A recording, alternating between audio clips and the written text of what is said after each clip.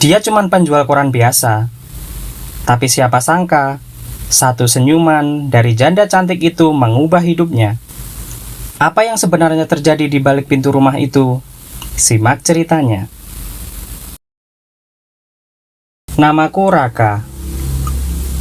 Hidupku sederhana. Setiap pagi, aku mengayuh sepeda tua yang sudah rusak, mengantarkan koran ke rumah pelanggan di gang-gang sempit. Pekerjaanku tak banyak berubah, tapi semuanya berubah saat aku pertama kali bertemu dengannya. Dia adalah Rani, seorang janda cantik yang tinggal di ujung gang kecil tempat aku biasa mengantar koran. Wajahnya selalu memancarkan ketenangan, dengan rambut panjang yang sering ia ikat di belakang, seolah melambangkan kehidupan yang tentram. Tapi ada sesuatu yang berbeda. Ada kesepian yang tersirat di matanya. Aku tahu, meskipun aku hanya pengantar koran biasa. Awalnya hanya sapaan singkat. Setiap pagi, aku mengantarkan koran ke rumahnya. Entah kenapa, aku merasa ada ikatan tak kasat mata yang membuatku ingin berbicara lama dengannya. Setiap kali bertemu, kami selalu saling menyapa, berbincang kecil tentang cuaca atau berita di koran yang kubawa. Suatu pagi, aku mengantarkan koran seperti biasa. Ketika pintu rumahnya terbuka, Rani berdiri di depan, mengenakan daster tipis berwarna biru muda. Rambutnya basah, baru saja selesai mandi. Wanginya mengguar, membuatku sedikit terhanyut dalam suasana itu. "Mas, istirahat dulu sebentar.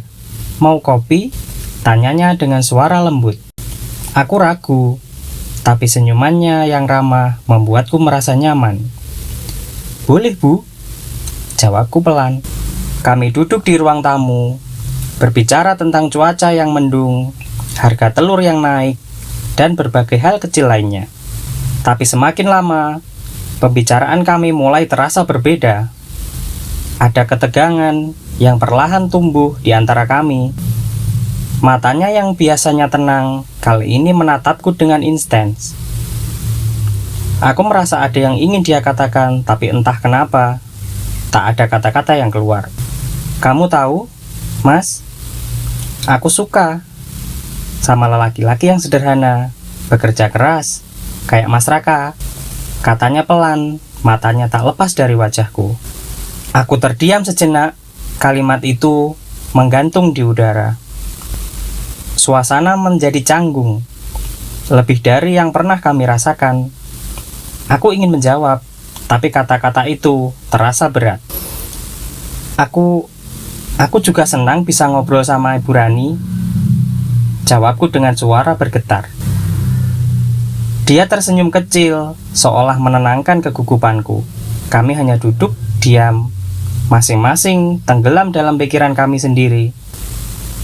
Beberapa saat kemudian, aku pun pamit untuk pulang. Namun ketika aku sudah keluar dari rumahnya, aku baru sadar bahwa dompetku tertinggal. Aku berbalik ke rumah itu, ke rumah Bu Rani. Ketika aku mengetuk pintu, aku tidak mendengar suara langkah kaki. Aku membuka pintu perlahan, dan di saat itu aku melihat sesuatu yang tak pernah aku duga sebelumnya. Pintu kamar mandi terbuka, dan Rani keluar dengan hanya menggunakan handuk. Tubuhnya masih basah, mengeluarkan aroma sabun yang begitu segar. Tidak ada kata, hanya kita yang saling menatap. Aku tertegun, begitu banyak hal yang ingin kukatakan, tapi lidahku terasa kaku. Aku merasa canggung, tapi juga ada ketertarikan yang tak bisa kutahan. Rani pun hanya berdiri diam menatapku dengan mata yang tak menunjukkan ketakutan. Justru ada semacam ketenangan yang sulit ku artikan. Aku, dompetku tertinggal," kataku sambil mencoba mengalihkan perhatian. Namun, Rani hanya mengangguk pelan dan melangkah menuju kamarnya. Tanpa berkata apapun, aku mengikuti langkahnya. Kami memasuki kamar, dan tanpa suara, aku mendekatinya, semua ketegangan yang kami rasakan meledak begitu saja saat bibir kami akhirnya bertemu. Di kamar itu, kami saling melepaskan segala perasaan yang kami simpan, dan dunia luar seolah lenyap. Hanya ada kami, dalam keheningan yang menenangkan telinga. Aku tahu ini adalah hal yang terlarang, tapi entah mengapa, aku merasa tidak bisa menahannya. Rani pun begitu, membiarkan diriku dekat dengannya. Sore itu, tak ada kata-kata, hanya perasaan yang saling mengalir tanpa dibendung. Beberapa minggu berlalu, dan suatu hari Rani menghubungiku. Wajahnya terlihat serius, lebih serius dari biasanya. Dia memintaku datang ke rumahnya.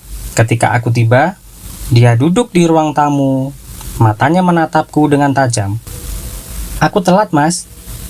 3 minggu," katanya dengan suara pelan. Matanya tidak lepas dariku. "Aku tes dan hasilnya positif." Aku terdiam. Hatiku berdebar kencang. Aku tahu ini bukan hanya tentang kehamilan. Ini tentang tanggung jawab, dan lebih dari itu, tentang apa yang akan terjadi pada hidup kami. Aku gak mau anak ini lahir tanpa status. Kalau Mas Raka bersedia, aku ingin dinikahi. Aku menatapnya dalam-dalam. Ada perasaan campur aduk dalam diriku. Tak hanya karena kehamilan, tapi juga karena aku mulai menyadari bahwa aku mencintainya. Lebih dari sekedar hasrat semalam itu, Rani bukan hanya wanita yang aku kenal beberapa minggu lalu. Dia sudah menjadi bagian dari hidupku. "Aku siap, Rani," jawabku dengan tegas. "Aku nikahi kamu." Air mata perlahan jatuh dari matanya. Senyum di wajahnya merekah, dan aku bisa melihat kegelapan yang besar di matanya. Hari itu, kami memutuskan untuk menikah. Tidak ada pesta besar, hanya akad nikah sederhana. Pernikahan kami berlangsung sangat sederhana. Kami tidak mengundang banyak orang, hanya beberapa tetangga dan keluarga dekat. Setelah ijab kabul, aku merasa beban berat terangkat. Kami kini sah sebagai suami istri. Meskipun hidup kami tidak berubah secara drastis, ada satu hal yang berbeda. Aku tidak lagi mengayuh sepeda tua itu hanya untuk mengantar koran. Kini, aku mengayuhnya dengan penuh tanggung jawab karena ada istri dan anak yang menunggu di rumah. Aku merasa lebih kuat, lebih bersemangat, dan aku tahu aku siap menghadapi apapun yang datang. Setiap sore, aku pulang ke rumah, dan Rani menungguku. Kini bukan hanya senyum yang kutemuki, tapi juga perutnya yang semakin membesar, tanda bahwa kami akan segera menjadi seorang ayah dan ibu. Terkadang, aku menatap Rani dalam dan diam. Menerungkan semua yang terjadi, aku hanya seorang penjual koran biasa, tapi hidupku berubah sejak bertemu dengannya. Dari sekedar pengantar koran, aku kini memiliki keluarga dan sebuah tujuan yang lebih besar dari sekedar menjalani hari. Karena cinta kadang datang diam-diam, melalui jalan yang tidak terduga. Dan itu membuat hidup kami lebih berarti. Terima kasih sudah menonton. Bila kamu ingin cerita yang lain, tulis aja di kolom komentar. Jangan lupa like, komen, dan subscribe. Terima kasih sudah mendukung channel ini. Sampai jumpa di video selanjutnya.